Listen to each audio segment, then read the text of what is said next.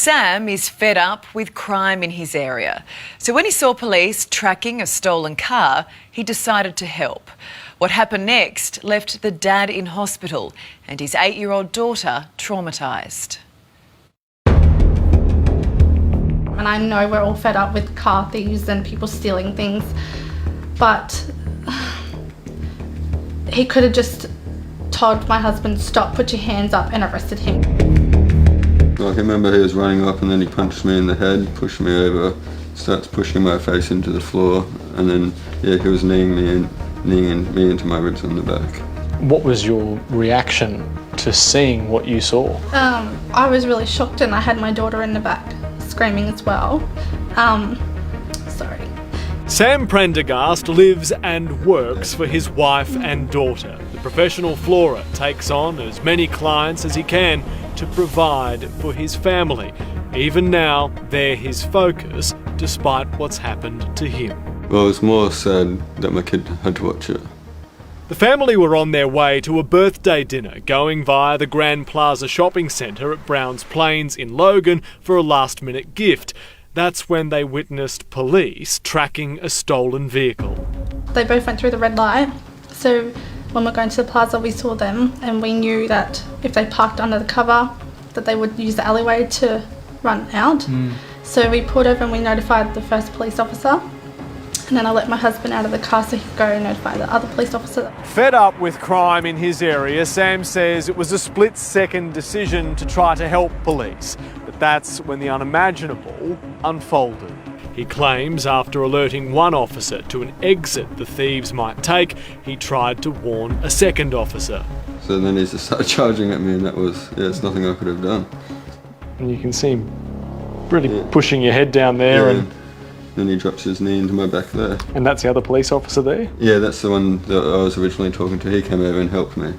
What was he saying? Get off him, that's the wrong guy, he's here to help. Yeah, it's hard to see someone, like especially your husband, go through that. When the officer wasn't listening, he just kept going. It was just like we were in a movie. I couldn't believe it was actually happening. And especially my daughter seeing it. This dashcam footage captured by a shopper and sent to the couple shows Sam shirtless. He says the record humidity that day meant he was trying to stay cool before the birthday dinner and believes his appearance might have played a part in the mix-up. You think he spotted you like that? Yeah. And he thought that I was a criminal because obviously I have the tattoos and stuff. But the couple claims they've also been the victims of youth crime and have had multiple cars stolen. So you guys know what it feels like to be targeted in that way? Yes, like I feel like you work so hard to be able to afford these things, and then people come along and just take it and they don't want to work for it or anything, so it's really disappointing. The police are trying to do their job. Yeah. Did you at any point sort of stop and think, oh, maybe I should just stay out of the way? Well, it only went for about 15 seconds, the whole thing. So I didn't really have time to think. The pair is accepting of the fact they were entering a high-risk situation and fully understand mistakes can happen, but they say the officer shouldn't have gone as far as he did. Police in general, they've got a really tough job to do in the community, don't they? Yeah, but they do have a really tough job, but it doesn't give them the right to think that they can judge people and abuse people just by the way that they look, I guess. Police are under incredible pressure in general, but when you have a chase or a stolen vehicle and that comes to an end, the adrenaline's flowing, you have to make these split decisions, and sometimes they make the wrong decisions. Former detective Terry Goldsworthy. Oh, it's extremely tough. I mean, they're going from crime to crime. They're not getting time to adequately investigate things. They're seeing offenders they arrest, release straight back out onto bail, committing more serious offences. It's quite disheartening for police. Yeah, he said sorry about 5 times. It looked like he was actually about to cry. He felt really bad, but I still don't think it's acceptable. Sam suffered a broken rib and a spinal fracture during the ordeal and was treated in hospital. How would you describe what that police officer did to you? Even if I was a criminal, you shouldn't treat people like that. And if you're not resisting arrest, I don't know why he's breaking my ribs and everything. Queensland Police have told A Current Affair first response policing is dynamic and fast-paced by nature, and officers immediately cordoned the area off. Police then commenced searching in a heightened and evolving environment. During the search, a man was detained by police and subsequently released. The man left the scene without providing police his details. Police are reviewing the incident, including body-worn camera vision.